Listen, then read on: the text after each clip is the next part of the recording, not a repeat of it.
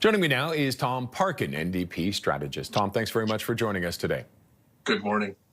What can we expect from the party leaders on this final day of campaigning? Well, it's all about encouraging people to get out there and actually do what they got to do, which is vote. That's what today's about. It's about firming people up, telling them that it's important no matter what riding they're in. They've made their pitches, and now this is the focus. This is the focus. Mobilizing the volunteers, telling them that tomorrow they got to get out there, they got to knock on the doors. And for Jagmeet Singh, for example, as Nick Nanos just talked about, BC is a big battleground, and I don't think anybody can predict what's going to happen, especially on Vancouver Island, where we've got three-way splits all over the place, and these are NDP seats.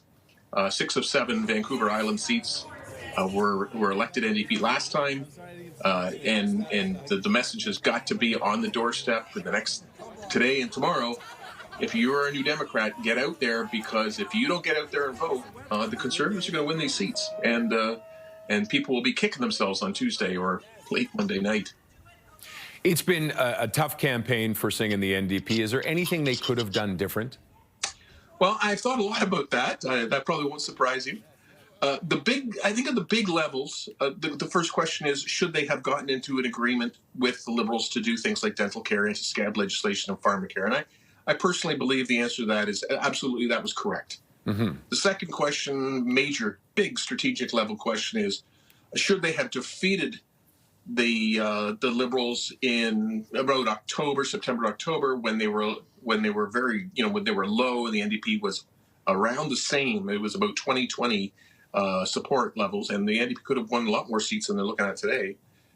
I think the answer, they didn't do that. The answer again was that was correct decision, because the dental care programs, the anti-scab legislation, they weren't in place. That's one major point. That would have been enough. But the second major point was a Trudeau versus Poilievre election would have been a Poilievre win. Mm-hmm. And that would have meant the destruction of those programs. It's only been recently that Mr. Poilievre has had this about face where suddenly he supports these things. So at the big strategic level, no, the things that were done were correct. We can look at smaller things about tone. We can look at things like specific tactics and how ridings have been addressed. There's always a ground for improvement, and I think there will have to be a solid look at that. In my own mind, mm-hmm. Roger, my own mind, the number one thing that perhaps was underplayed was the significance of the New Democrats to this country at a significant moment. Here we are contemplating what the existence of Canada is, why we are different, why we are, frankly, better than our neighbors to the south. I mean, they're a country in chaos right now. We're in an election, but we're going to choose, and everybody's going to agree on the results. That seems to be something Americans are not capable of doing in their political system anymore.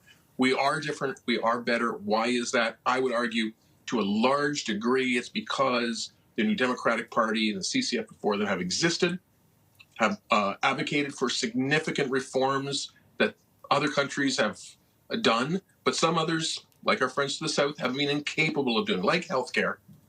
And now we've added dental care.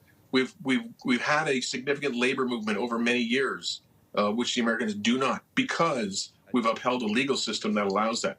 The New Democrats have brought a piece of Canada that has been so significant to our history. And here we are faced with a situation where that Canadian identity is so important, so reflective. We're reflecting on it so much. And yet we're looking at a situation where, because of red door, blue door politics, squeeze politics, polarization politics, whatever you want to call it, we're looking at potentially a party under Mark Carney, a party of cuts, faced off against a party of massive cuts. All right, I'm gonna have to cut. Tom, Democrats being I'm gonna have to cut you off. Back. I apologize. I'm gonna have to cut you off there. We're running out of time, but I do appreciate you taking the time and talking to us today. Thank you. Thanks, Roger. Tom Parkin is an NDP strategist.